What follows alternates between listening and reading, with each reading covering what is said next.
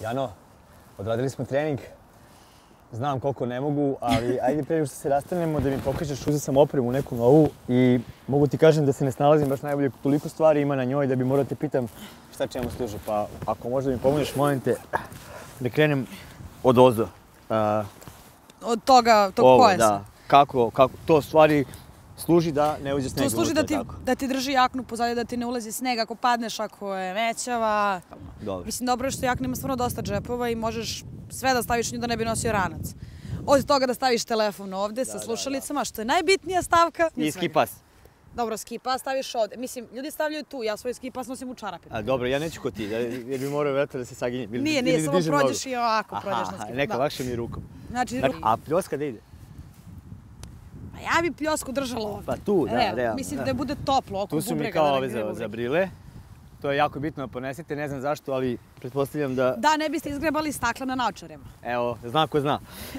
Provalio sam da me ovde greje ovo i da ne moram da nosim šal kada duva vetar. A čemu služi ovo pozadi? Ovde.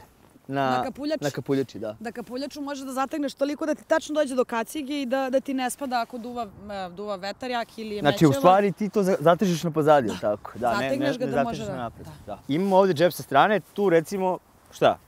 Tu recimo držim pare. Bravo. I taj džep, a tu možemo držimo rezervnu pljosku. Vidite. Dobro, ovo je isto kao i dole, tako da ne uđe sneg. Da, to je pametno za ruke, da ako se nosi rukavice ove sa 5 prstiju, da se stavi to tu, da ne ulazi sneg. Ili imaš neki savjet za kapu i brile i tako dalje, nešto? Ne treba nositi kapu, pametno nositi kacigu. Zato što kaciga glavu čuva. Ja sam mislio da pljoska glavu čuva, ali dobro. Dobro su ti brile. Je li to bitno koja je boja? Znaš, neko voli plavo, neko voli žuto. Boja stakla jeste. Ta, na primjer, crna potpuno, koja je maskirna, koja se ne vidi, se nosi za sunčano vreme. Aha. Ona koja je potpuno prozirna, koja je kao ogledalo, mislim u smislu retrovizor i to, ona se nosi noću, za noćno skijanje. Ukoliko su žuta stakla, ona se nose za maglu, crvena se također nosi za maglu, tako da postoji neki, kažem, redosled šta se kada nosi koja stakla, ali uglavnom ljudi ne moraju da menjaju. I glavna razlika između jel te nas, profesionalnih skijaša i vas, amatera. Ajde, objasni mi to, da. Jesu pantalone koje se nose ovako.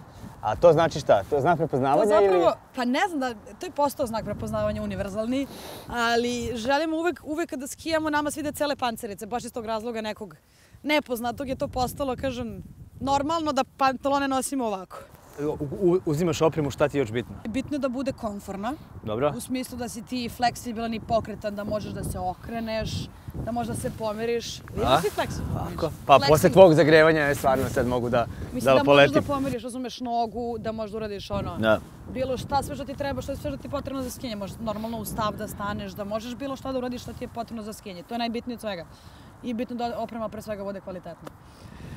Hvala. Sad još samo da nastavim sa vežbama, to će biti najteže od svega.